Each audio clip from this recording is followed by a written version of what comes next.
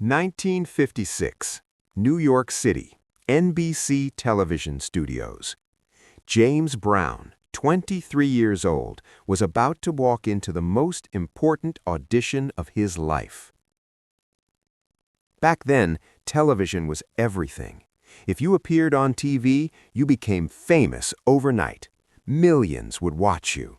James knew this, and today was his chance. James walked into the studio. He approached the microphone, and he sang his song. He poured his soul into it. Every note carried his pain, his passion. The song ended. The producer closed his folder.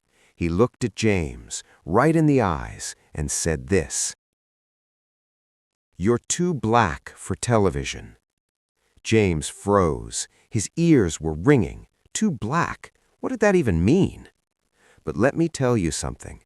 12 years later, 1968, that same television network, that same production company would beg James Brown, please perform on our show. And when he met that first producer again, James said something to him, something you won't expect. This isn't just a rejection story. This is a revenge story that changed American television forever. But the real story isn't how the revenge happened. It's why it happened. Let me tell you a secret. In most stories, they save the ending for last. Keep you guessing, they say. But I'll tell you now. By 1968, James Brown was the most watched performer on American television. The Ed Sullivan Show, Dick Cavett, Johnny Carson. He was on every program. When Martin Luther King was murdered, America was burning. Boston was rioting. The city was in flames. And who did the Boston mayor call? James Brown. Please do a concert. People will listen to you. You can save the city. And James performed a concert on live television, watched by millions, and the city calmed down. The next day, newspapers wrote, "James Brown saved Boston." 12 years earlier, the man told he was too black for television was now saving a city on television. But let me tell you something else. In 1970, James Brown walked away from television by his own choice. Why? Because he didn't need them anymore. But let's go back to the beginning, 1956, that audition day. Because that day, something died inside James Brown, and something else was born. "You're too black for television." The producer's voice was soft, almost compassionate. "You understand, James? We have viewers, we have sponsors, Southern white families. They're not ready yet. Maybe in a few years." James said nothing. There was nothing to say.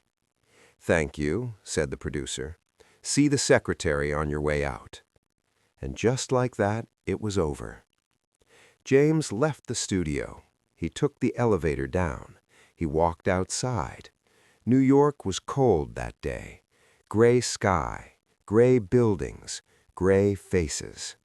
And for the first time in his life, James felt that music wasn't enough.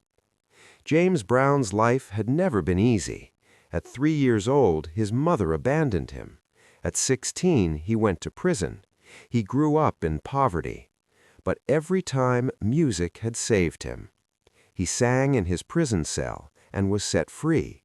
Music was his everything. But now, music wasn't enough because his color was wrong.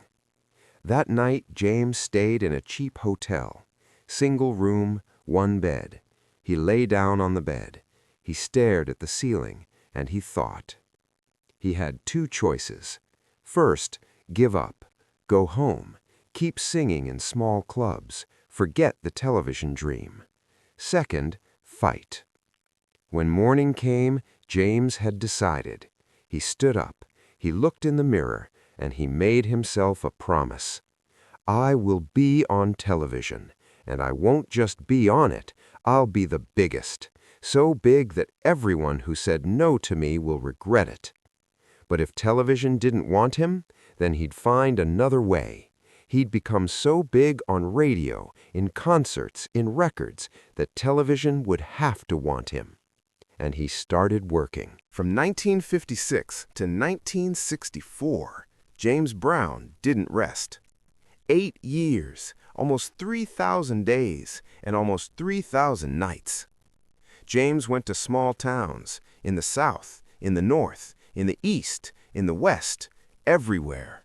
Small clubs, narrow stages, dim lights, but James didn't care. On every stage, he poured out his soul. He danced so hard his clothes soaked with sweat. He sang so hard his voice went hoarse. And when people saw him, they went wild. James jumped on stage, spun, fell to his knees, got back up. 330 concerts a year, almost every night, never stopping. People called him the hardest working man in show business. James wore it like a badge of honor. He made records, Try Me, Think, I Got You. They played on the radio. People bought his albums. But television? Television was still silent. But now things were about to change, because America was changing. In the early 1960s, the civil rights movement was growing. Martin Luther King Jr. marched in the streets. People fought for equality.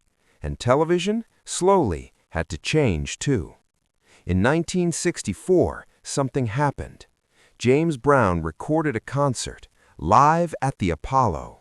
Live, no editing, just James, his music, and his audience. The album exploded. It sold millions. White people bought it. Black people bought it. Everyone. Because James Brown's music was universal. Pain was universal. Passion was universal. Dance was universal. And suddenly, television producers realized something. Maybe we can't ignore James Brown. Spring 1965. James's manager called. His voice was excited. "James, we got an offer." "What offer?" "Television, a variety show. They want you." James's heart stopped. "Which network?" His manager told him the name. James laughed, a bitter laugh. It was the same network, the same production company, the same people who told him he was too black 9 years ago. Now they wanted him. "What should I say?" his manager asked. James stopped. He thought. He could say no. He could show them how wrong they were 9 years ago. But James wasn't playing for pride. He was playing for music. "Say yes," James said, "but with one condition." "What condition?" "I perform the way I want. They don't touch my music. They don't touch my dance. They don't try to change me."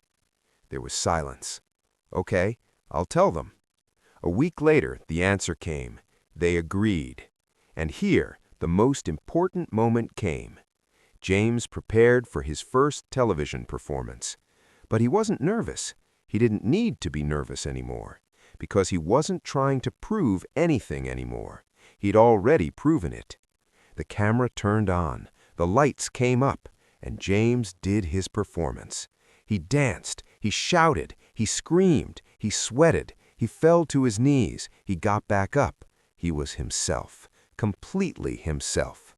And America watched. Millions of people, white people, black people, old people, young people, everyone. The performance ended, and the phone lines lit up. People were calling, "Who is this man? When will we see him again?" The television network was shocked. We were wrong." James smiled. "Yes, you were wrong." And then James Brown was everywhere, on every show, on every network, America's most watched performer. But now, something nobody expected happened. James started noticing something. The more he appeared on television, the more he was losing control of his music. Producers told him, "Dance less, you look too wild. Sweat less, viewers are uncomfortable. Don't say this, don't say that." James realized that television wanted him, but they were also trying to change him. 9 years ago, they told him he was too black. Now they were saying he was too wild. Either way, the message was the same. You're not white enough. And James asked himself, what did I fight for? To be on television or to be myself? The answer was clear. In 1970, James Brown made a decision. He started turning down television show offers. No, he said, I play on my own terms. Either you accept me as I am or you don't get me at all. Television executives were shocked. But James, this is an incredible opportunity. I know, said James, but 9 years ago you didn't want me. Now you want me because I'm big, but I don't need you. You need me. And James started his own music production company. He made his own records. He played by his own rules. And here, the most beautiful moment came. A few years later, in 1972, James was at an awards ceremony. The Grammy Awards, a big event. Television executives, producers, stars, everyone was there. And there, in the distance, he saw a man, a familiar face, the producer from 1956, the Too Black Man. The man saw James, and he lowered his head, like he was ashamed. James stopped. He looked at him, and then he walked toward him. "Hello," said James. His voice was calm. "James," said the man. His voice was trembling. I'm sorry for what I said that day in 1956. I was wrong, so wrong." James looked at him for a long time. The man had aged. His hair had turned white. Regret was written on his face. And James smiled. "I know," said James, "but thank you." The man was surprised. "Thank you?" "Yes, because if you hadn't said no to me that day, maybe I wouldn't have worked so hard. Maybe I wouldn't have become so strong. That no made me who I am today." The man nodded. His eyes were wet. "You changed television, James. You changed all of us. You opened doors. Now there are black artists on television because you paved the way." James shrugged. "I just made my music." And here we are at the final chapter of the story. James Brown performed for 50 years, from 1956 to 2006. He was known as the Godfather of Soul. But that wasn't his most important legacy. His most important legacy was the doors he left open behind him. After James, television was never the same. Black artists appeared on television. Prince, Michael Jackson, Aretha Franklin, all of them, because James had paved the way. In 2003, in an interview, James was asked, "Mr. Brown, what was the most important moment in your career? Your first #1 song, the Apollo concert, or meeting Martin Luther King?" James stopped. He thought, and he said this: "The most important moment was when someone told me no." 1956, that television producer, because that no pushed me to work to become who I am today. It taught me something. Sometimes the no you're told is the greatest gift you can receive, because that no lights a fire inside you, and that fire carries you to the top of the world. When James Brown died in 2006, every television network memorialized him. The loss of an icon, they said, the end of a legend. But James wasn't an icon. He was a fighter. In 1956, he was told he was too black. In 1968, he was performing on television to save cities. The difference was just 12 years, but those 12 years changed not just James Brown, but all of American television. Sometimes, the no you're told is the greatest gift you can receive. If this story moved you, don't forget to subscribe and hit that like button. Share this video with someone who's faced a no in their life. And tell us in the comments, who told you no, and how did you prove them wrong? Because we all have a 1956 moment. The question is, what did you do after? Thank you for watching. We'll see you in the next video.